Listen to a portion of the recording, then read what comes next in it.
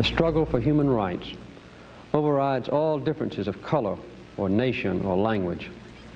Those who hunger for freedom, who thirst for human dignity, and who suffer for the sake of justice, they are the patriots of this cause.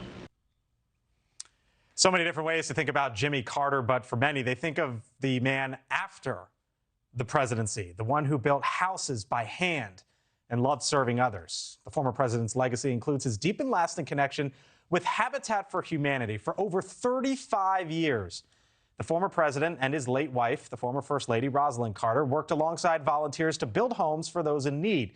In the process, they became symbols of hope and compassion. Their involvement in the organization helped to shape it into the global force that it is today. And joining us live here on News Nation is Jonathan Reckford, the CEO of Habitat for Humanity International. Jonathan, thanks for being with us. We appreciate it. Obviously, a sad moment, a sad day for you and your organization and so many around you. But as you reflect on Jimmy Carter, a man you knew, what comes to your mind? It is a sad day, but also a chance to celebrate in a remarkable life. And President Carter had such an impact on me. He was a friend and a hero. His personal example inspired millions around the world. And one of the great privileges of my life was to spend a week every year, along with occasional other visits, building somewhere in the world. And wherever he went, that brought attention to the need for safe, decent, affordable housing, but also inspired so many others to get involved. And most people, if you say Habitat for Humanity, the first thing they'll say is Jimmy Carter. And it's actually not true that President Carter both started and ran Habitat for Humanity. But what is true is when he and Mrs. Carter got involved in 1984 and slept in a church basement and helped rehab a tenement building on the Lower East Side of Manhattan, that's when the world found out about Habitat. March of 1984, as you mentioned, was when they got involved. They worked with nearly 103,000 volunteers in 14 countries to build, renovate, and repair. You have the exact number here, 4,331 homes.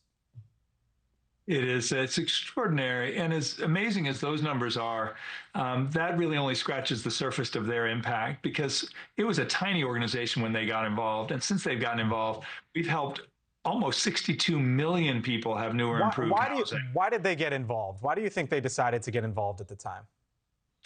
You know, President Carter has told me over and over that actually Habitat for Humanity for them was the best way he knew to put their Christian faith into action in a very practical and tangible way. And they first got involved because Habitat was right next door. Americus Georgia's is right next to Plains. And Habitat volunteers and staff were coming to church at their church at Maranatha, and he got to know them. And then it all really changed when he was up in New York for a UN conference, went running and actually ran by a Habitat site and made the comment that we need to come and help these young people with the build. And the founder, Millard Fuller, heard about that, immediately jumped in, and that fall of 1984, the Carters rode up in a bus with a group of volunteers from Plains, and that's really when the world found out about Habitat. No one had ever seen a former president of the United States behave that way, and I think it was so consistent with his faith. He would also say that consistently that the chance to serve and see the impact he was having on families that he was building with, always he felt he got more out of it than anything he was able to give. We might respectfully differ because he gave an awful lot, but I think it's that feeling of community and feeling of impact. Also, he was a very skilled carpenter and actually loved it. So for him, it was both enjoyable, but I think the deep part of it was seeing the transformation it had on families. One volunteer nicknamed him Benevolent Taskmaster. Do you know the origination of that story? You know, I've heard similar things. Okay. Which famous volunteer, but you know, people always consider it a huge honor to be on the Carter House. Often there'd be 100 or more houses being built at a time. And I always warn them, it is an honor, but also it comes with very high expectation, because President Carter would always say, look, don't ask for a photo. If you're asking for a photo, you're not working, I'm not working, and the person with the camera is not working.